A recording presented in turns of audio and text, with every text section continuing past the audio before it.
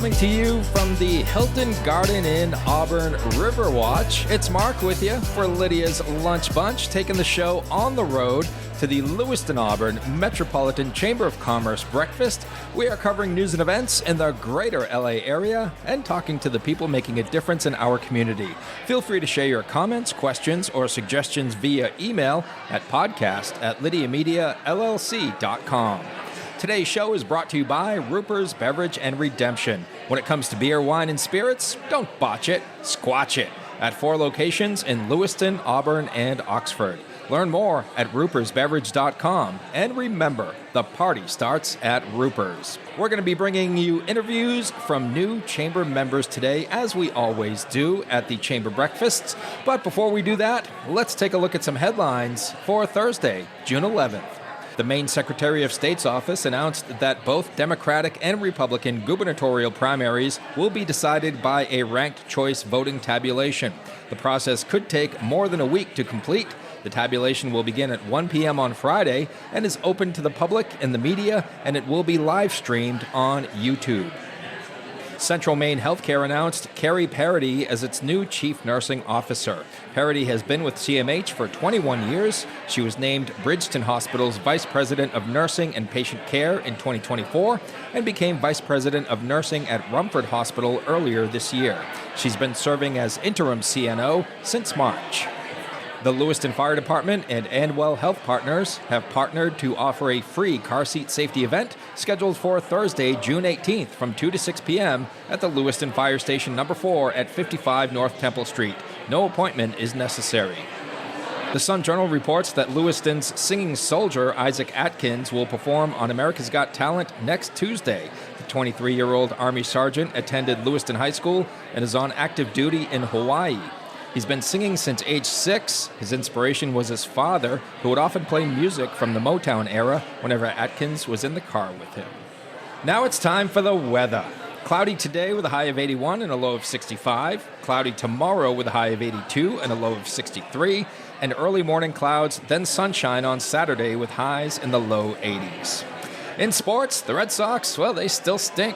They lost to the Rays 7-5. They're off today and will host the Texas Rangers tomorrow night.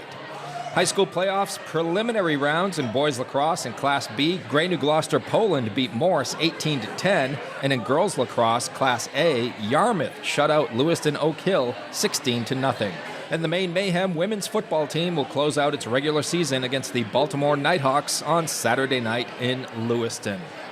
That is your news, weather, and sports. And right now it's time for the podcast segment that is Sweeping the Twin Cities. Jacey's here. It's time for famous people birthdays. They're famous. It's their birthdays. It's famous people birthdays. It's famous people birthdays. Let's take a look at FPBs for June the 11th. We're going to start off with Peter Dinklage from Game of Thrones. He is 57 years old today. Did you ever get into watching Game of Thrones, Jacey? I did, actually. It's one of my favorite shows. Really? Yeah. What's it all about? I never saw it. You gotta just see it. Okay. It's like 8 seasons long. I can't recap. So, was the ending any good? Because a lot of those series that like people get hooked on, they're always disappointed at the ending. I think there's differing views, but I think a lot of people lean towards no. Okay. The whole show, though, is really good. I think you should check it out. You know I don't like anything that's good. I know. Okay. Actor Hugh Laurie is 67 years old today. He was on House and Veep and the Hulu miniseries Catch-22. Legendary Hall of Fame quarterback Joe Montana is 70 years old today. He played for the San Francisco 49ers and later in his career for the Kansas City Chiefs, and he also won all 4 Super Bowls that he started. Singer Graham Russell of Air Supply, 76 years old today. Adrienne Barbeau rounds out FPBs for today. She is 81 years old. She was hot stuff in the 1980s. She was in the movie Swamp Thing in 1982 and the old sitcom Maude. And then there's Maude. That's my singing for today. Those are your FPBs. Now, Jacey's got some OTDs. It happened on this day. It happened on this day. It happened on this day. 16 years ago in 2010, the Karate Kid remake was released, starring Jackie Chan and Jaden Smith. The latest movie, Karate Kid Legends, brings Jackie Chan's Mr. Han together with original Karate Kid Ralph Macchio. I mean, you can't have a Karate Kid without Ralph Macchio, right? You need Daniel-san in there. 24 years ago in 2002, the very first season of American Idol premiered. Was that a good thing? I'm still trying to figure it out. No, I mean, they're pretty entertaining. 30 years ago, in 1996, Garth Brooks made a surprise appearance at Fanfare in Nashville and signed autographs for 23 straight hours. 36 years ago, in 1990, 43-year-old Nolan Ryan pitched his sixth no-hitter, which made him the oldest man to throw one. That record was broken the following season when Nolan tossed his record seventh no-hitter, and that record still hasn't been touched. He deserves all the props. That's and there's crazy. a great documentary on him. I think it's called Nolan. It's probably on Netflix or something. And 44 years ago, in 1982, E.T., the Extraterrestrial, opened in theaters. Whether you want a sit-down meal or a grab-and-go, Pat's Pizza in Auburn offers delicious sandwiches, pasta, salads, and pizza at family-friendly prices. Pat's Pizza, serving the L.A. area since 1985. Open daily from 11 a.m. to 9 p.m. at 85 Center Street in Auburn. Online at patsauburn.com.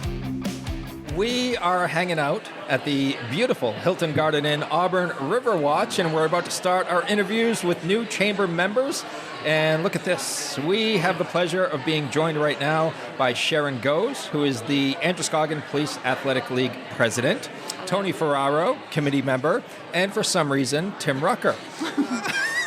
I'm on the board of directors. Oh, you're on the board of directors. So sorry. My bad, Tim. Full disclosure for anyone who doesn't know, Tim and I work together, so we give each other a hassle all day long. Very closely. Yes, very closely. Sharon, what can you tell us about the Androscoggin Police Athletic League? What's it all about? Yeah, thanks so much for the question. So the Police Athletic League is really meant to make sure that they're bridging the gap between youth and the police. We find ourselves in a situation where our youth are the most vulnerable. And in our communities, what we do is we take our police officers that are in their uniform day to day, and we make sure that they're getting the resources out to the children of the community. Financially, maybe it's mentoring, perhaps it's anything just as far as going and playing basketball in your uniform, or maybe in a PAL t-shirt with youth that are maybe in a situation where their at-home situation is not so great, and they've seen police, but they've not seen them in the best of light. And so we're trying to bridge that gap where police are not scary. Police are there to be a resource to children and make sure that they're mentoring. A facility that we do that through is through athletics, and so we're making sure we're doing things as far as funding balls, lacrosse, basketball, whatever it might be, from soccer.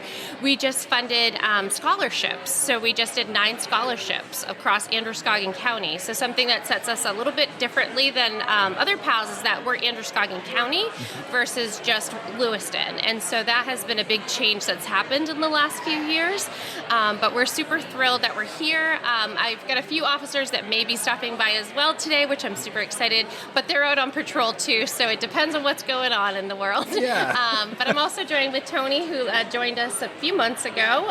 She is a committee member, and then Tim Rucker, who joined us about a year ago, and now is a board member. So yeah, super glad to be here. Thank you so much. Awesome. Yes, we're thrilled to have you. And Toni, let's get you right up to the mic over here. Tell us about your experience with PAL and what inspired you to join the committee. Well, Tim definitely had a hand in that. I am used to being on a lot of different boards, but this one is a little closer to my heart with the kids. I do think that, I sadly grew up in a household that cops weren't the best. So growing up, seeing that, I love that PAL is here to bring those together. They're just here to help, and they're here to guide you. And Mr. Rucker, I will pose the same question to you. You've been on the committee for a year. What's the experience been like for you? It's been great because, as you know, I'm on a bunch of different organizations throughout the area. You are Mr. Out and About. Mr. Out and About, yes. And it's great because I used to go around before and just take pictures at some of the events that they did, and then I was asked to come, as a committee member, and next I'm, handling their Facebook page now and stuff like that. So it's a good time, to get to see that combination of the police and the kids working together in the community. Yeah. And Sharon, it's been in the news that PAL may be getting a new facility. Yeah, so great question. So that's the Auburn PAL. So Gotcha. Okay. although we're Androscoggin County, we are friendly. We do love each other very much, and we do use each other's resources. But that is specifically the Auburn PAL. And graciously, through Senator Collins, they were able to get that beautiful facility in Auburn, which has a lot of opportunities for all kinds of growth and development right there in just a beautiful park. Awesome. And I saw, I think it might have been on Facebook, an event coming up next month where it is a community event in Lewiston to essentially spread the mission that is very similar to PAL, right? Yes, you're 100% right. And so what the police department did is they said, hey, we want to get out there. We usually do this during National Night Out, which is usually in August, but we decided to do this a few weeks ahead of time. And so we're having anything from bouncy houses, making sure that PAL is obviously there and representing in a big way. The event is called Lewiston Beyond the Badge, and when and where is that taking place? Yeah, so that's going to be July 23rd. Tim, would you mind telling us what time it's at? Mr. Out and About? 3 to 7 p.m. at Samard Payne Park. All right. We'll be there doing snow cones, which is going to be super fun. We're hoping for some great weather.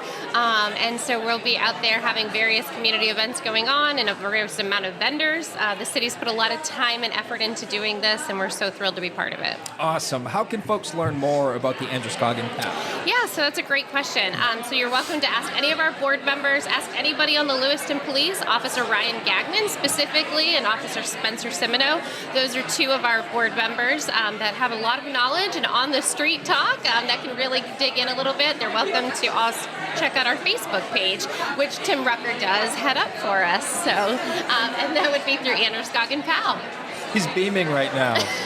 Look at him. Yeah, it's just one of 7 pages that I deal with. So. Oh my goodness. I don't know how you do it. I don't know either. That and looking cool driving around in a Mustang. How do you fit all that into one day? Throwing dough in the air, Crazy. that we didn't get to do.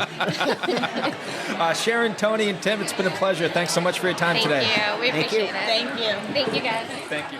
Looking for a vehicle but don't love the car shopping experience? At K&R Auto Sales on Center Street in Auburn, Frankie Campbell is known as your friend in the car business. That means no pressure, honest conversations, and helping you find the right vehicle for your budget and your life. Stop by K&R Auto Sales today and see how easy buying a car can feel when you've got a friend on your side.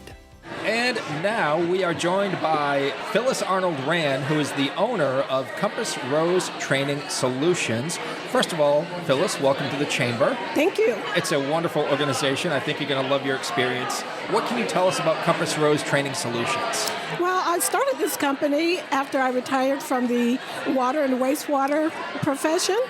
And I actually am doing what I did when I was working full-time, where I am helping water and wastewater treatment plant operators perform laboratory tests correctly. And I also teach them how to work safely. So I do safety training as well. How did you get into this? When I was at home, just a teenager, I went to a technical college in North Carolina, and I looked at the curriculum, and I knew I wanted to take the curriculum that had the most science courses, and there were 2. One was water and wastewater treatment, and the other was nursing. I knew I would stink as a nurse, so, but I also wanted a career that was untraditional for women. And so I took the water wastewater treatment curriculum, and when I moved to Maine, after working at a textile mill, I got a job at the Lewiston wastewater treatment plant. Unreal. And that's where it all began. I love that story. How did you know you would stink as a nurse? I'm not that nice. Fair enough. You want what? I will not dig any deeper. Shout out to the nurses, though. Yes. How about your interest in science? Where did that come from? Well, when I was in elementary school, I knew I wanted to either be a scientist or a teacher. fortunately for me, I get to do both. Can you, like in layman's terms, can you take us through the process of the wastewater treatment? Sure. So when you flush your toilet or take a shower, the wastewater goes to the sewer. It's also called a collection system. And that wastewater goes to the wastewater treatment plant. And in Lewiston, Auburn, it's the Lewiston Auburn Clean Water Authority. That wastewater goes through a series of processes that remove the pollutants from that wastewater before it then the clean water gets discharged to the Androscoggin River. It's a fascinating process, isn't it? It is. And as someone who's fascinated by science, you love what you do. Oh, absolutely. Yeah. Phyllis, how can folks learn more about Compass Rose Training Solutions? Well, I have a LinkedIn online, and my email address, prand@crose.training, for any information they need. I train at conferences, and I also go to individual wastewater treatment plants who want somebody to audit their laboratory, make sure they're doing everything right. And I also do the safety training for those operators. For example, how they should enter a manhole safely. There's air monitoring involved, harnesses, all kinds of monitoring and stuff like that. So, yeah, I love it. Awesome stuff. Thank you so much for joining us today. And Thank once you. again, welcome to the Chamber. It's a pleasure meeting you. Thank you very much. Thank you. Dirigo Federal Credit Union is proud to call Lewiston Auburn home. Whether you're buying a house, saving for the future, or growing your business, we're here for you, right where you live. Visit dirigofcu.com and feel the difference of a credit union that truly knows LA. Now we have the pleasure of being joined by Cherise Lim, pediatric dentist for Tiny Teeth Pediatric Dentistry. First of all, Cherise, welcome to the LA Metro Chamber. Thank you. It Thank is, you for the warm welcome. Absolutely. It is wonderful to have you here. We have a packed house, as many of our listeners can hear in the background. A lot of chatter going on. Okay. But Cherise, what can you tell us about Tiny Teeth Pediatric Dentistry?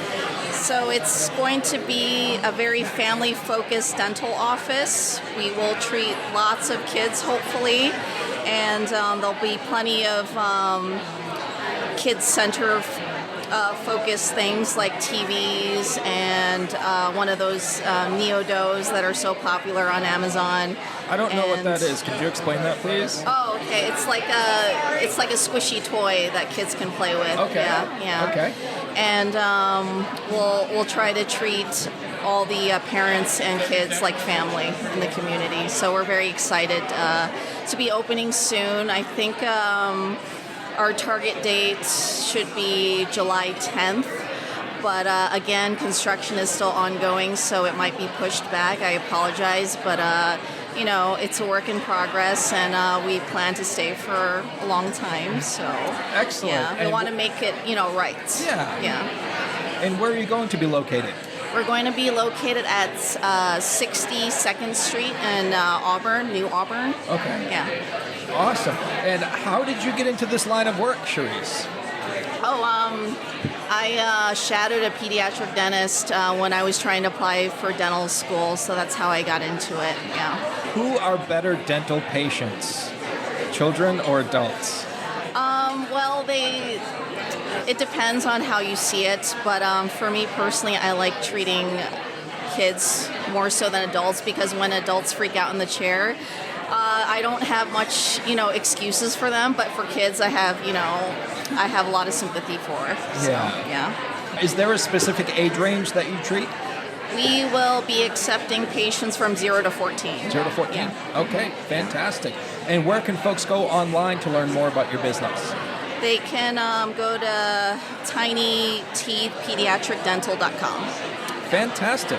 And your logo is awesome as well. Oh, thank you. A couple Thank of moose you. over there, an adult and a child moose. Yeah. It's very Maine. Yes, it is very Maine. Yeah. So when folks go to that website, they'll see that as well. Cherise, it's been a pleasure meeting you, and congratulations on the Thank potential you. opening of your new practice. Okay, great. All right? Thank you. Thank you.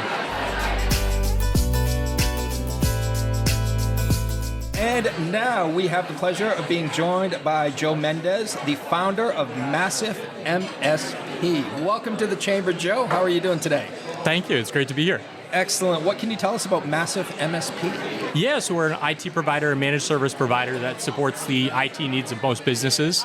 So lots of businesses have different IT needs ranging from total inexperience with IT to needing full support. And so we kind of provide that intermediary step. Many times small businesses especially get in situations where they are dependent on one employee for all their IT needs, and like that puts that business in a bind, especially if that employee is looking to kind of move to a different position or is looking to leave the company completely. And so we kind of take that step of providing greater support and ensuring that IT needs are spread out over more people and kind of supports the business in a stronger way. How long have you been in this industry? So I've been in the IT industry for about 4 years now.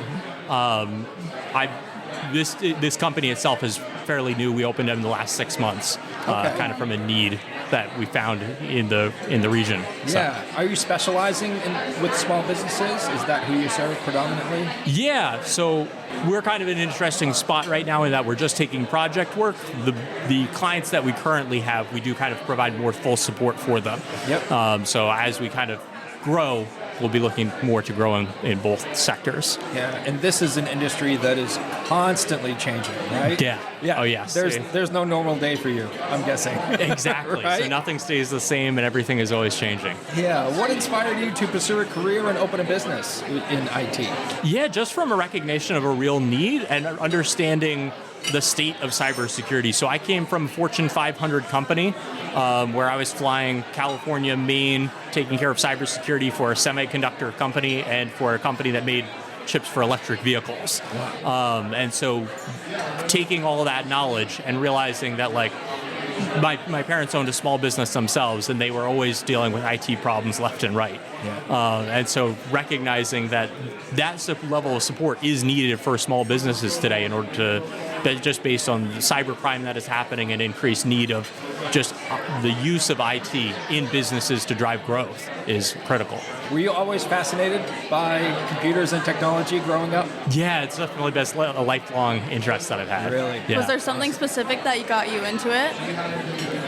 I guess you have different elements of cybersecurity, and so you have the thing that mainly got me into cybersecurity was I realized you could get free software online, and I downloaded the free software, and it had a virus in it when I was a teenager. And so that infected my entire computer, and my bank account was compromised, and just the understanding of like everything else from that, just from a simple understanding of my own childhood desires of wanting something for free. And so you see that a lot with people who are in a bind where they're looking to accomplish something and they think they can do this cheaply or for free.